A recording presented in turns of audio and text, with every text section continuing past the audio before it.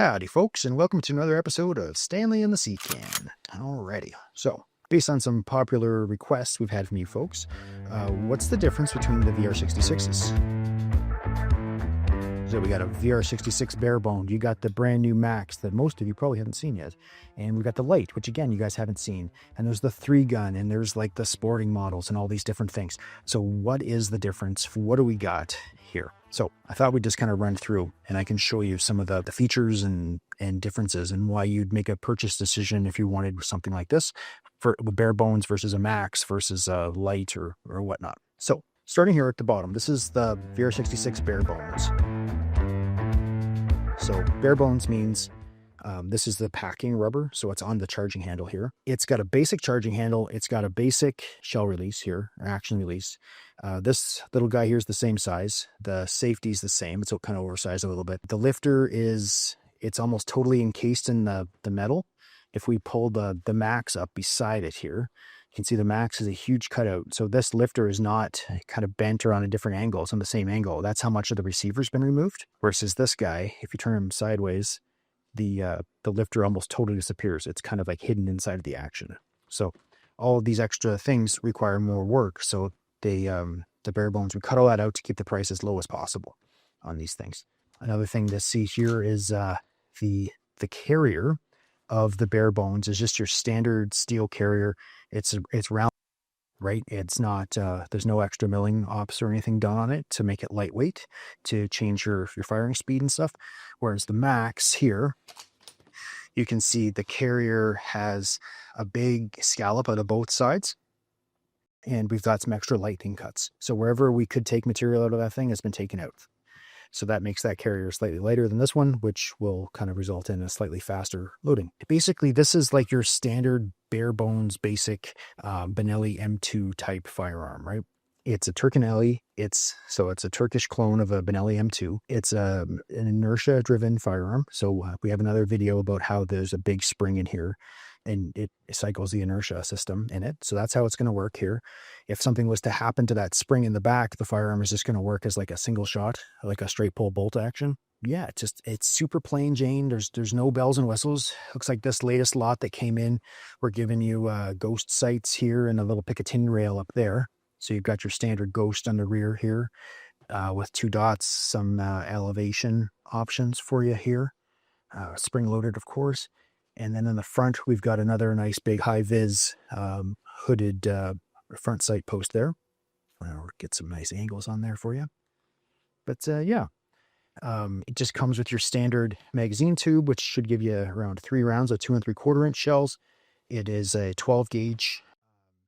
We can read on the barrel, right? The barrel is written, made for us by Radical.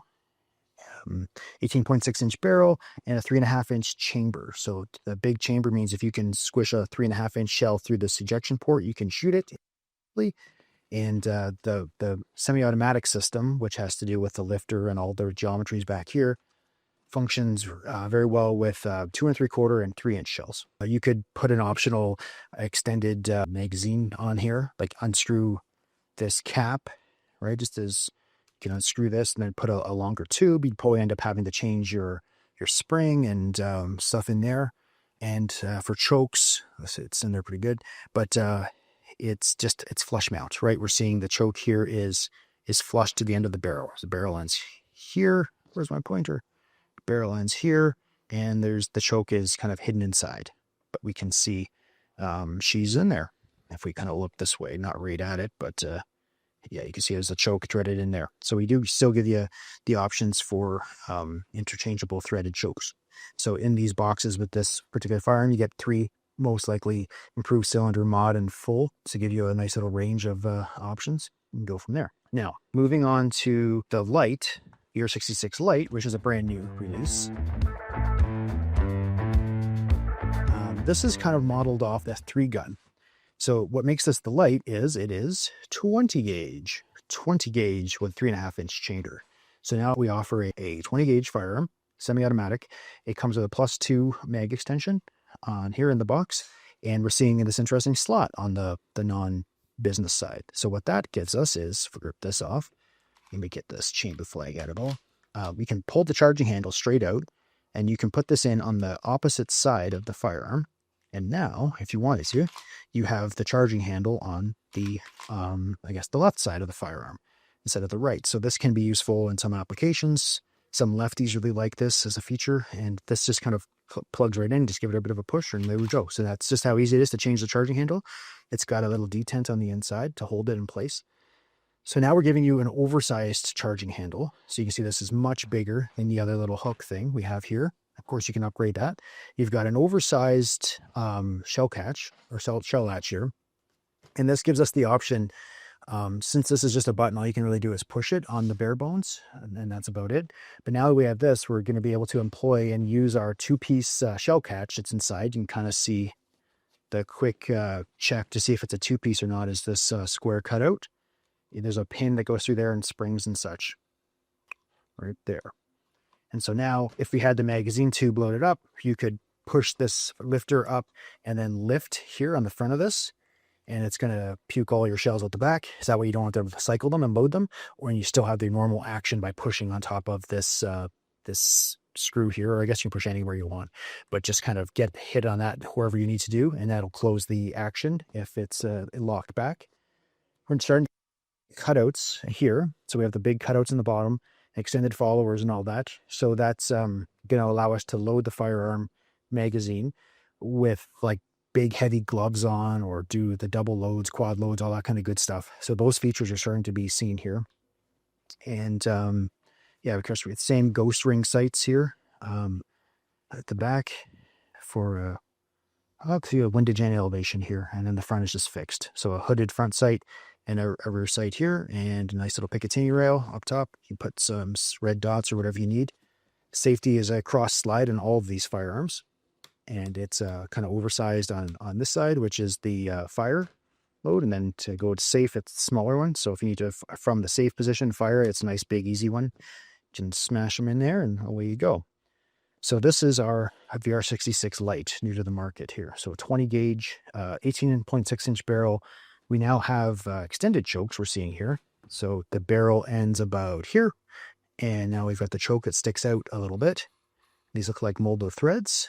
And yeah, so then these are going to come with 5 chokes. So we're most likely going to see cylinder, improved mod, and full as your chokes. And then the crown jewel of all this work that I've been doing for a long time is the VR66 Max. So this beast here is taking everything we've learned, all the feedback, everything, and putting it into one kind of cool package. So this is actually a hybrid between a Benelli M2 and a Benelli M4. So we've got some features of Benelli M2 and some features of the 4 to kind of make it a pretty cool, versatile package. So what that means is we still have an inertia system in here with a big spring. We've got our lightweight carriers and all this good stuff. Oversized, all the controls are oversized. You can do the pull thing to empty your tubular magazine. We've got hidden inside of here is a gas block. So this section here looks different than we're seeing on the 20 gauge or the bare bones, because now we have a gas block with 2 redundant pistons. So this firearm technically has 3 sources of recoil action, right? You've got your inertia here, and you've got piston left, piston right. If any one of those 3 or any 2 of those 3 were to fail, you should still be able to, the firearm should still function in a semi-automatic manner. We now have a more tactical stock, and this here is it's kind of a standard looking Benelli M4 type stock, where you push the little button here, and then you can rotate it a quarter turn and slide it up and down to adjust your length of pull. You've got a comb here, a cheek riser, and we still have the same ghost sights, Picatinny rail. Now we're giving, instead of a polymer handguard, we have an aluminum handguard, and it's got M-LOK slots. So if you wanted to stick some M-LOK toys on there, you can certainly do so now. We've got the big cutouts down here so we can load, quad load, double load, whatever, wearing oven mitts, wearing big, thick winter gloves. This has an 18.6 inch barrel. And if you wanted to, this could be the parts on the inside and the back can be changed out. So you could run a stock like this, like that's on the bare bones or the Lite. I guess you can see the bare bones even has the cheapest butt pad there versus a nice cushy one. But yeah, and then of course we also have the on this side here the ability to change our charging handle from one side to the other. Go in there. There she goes. All right. So now we can charge this from the left or the right, depending whatever we need. And if we were going to take it apart in the field to clean it or do maintenance, the more basic firearms have a pin, a singular pin right here. And you'd push that all the way through or drive it all the way through. And then the trigger group kind of slides forward about 1/2 inch and then it pops out. Sometimes it gets caught on this thing. So you're going to want to kind of wiggle, so manipulate this piece to get it out of the way. But the trigger just pops right out. But you can lose that pin. It can be a real pain in the ass. End your day. So now we have a captive pin here. So this pin here it's protruding slightly on this side. And so you can put a cartridge or whatever you need to in there. You got a big head on this side where the other ones are kind of flush mount. You can stick something underneath and pry it out and it's captive. So now that that's out and about, we can do that trick where it's the same. You can kind of manipulate the shell catch and slide the bolt carrier, sorry, not the bolt carrier group, the trigger group forward and out. And so you can see here, good view maybe of the two-piece shell catch. So some firearms most Turkinellis will only have one option here. This would be one solid bent piece of metal where we have this piece that moves and then this piece here that moves independently of it on another spring system. So yeah, that's how that kind of works. And besides that, everything comes apart same. We've got a super extended magazine on here, holds 5 rounds of 3-inch shells. And the chamber on this particular firearm is, once again, a 3.5-inch chamber made for us by Radical. And yeah, this is going to be like your kind of ultimate go-to, basically ready for 3-gun contest firearm. We have shell catchers that clip on here, as we've seen in other videos. So if you wanted to shoot some sort of a game where you don't want the shells to come out and hit somebody, you can put a shell catch, shell stop on here. You can put those match savers here to have an extra shell. Of course, you can always ghost load it and have one in the chamber. So you could always have, at least 7 shells in this thing and without violating the 5-round magazine capacity. So yeah, that's just kind of a quick overview of the differences between some of these firearms. And they're all available by the time this video is posted. Is this firearm manufactured in Canada? No, it's not. Not all of it. We do take them here. So we get them from Turkey, and you're probably seen dozens of different Turkinelli brands out there. Some of them have cool names, some of them don't. Some of them are kind of white labels to other stores and things.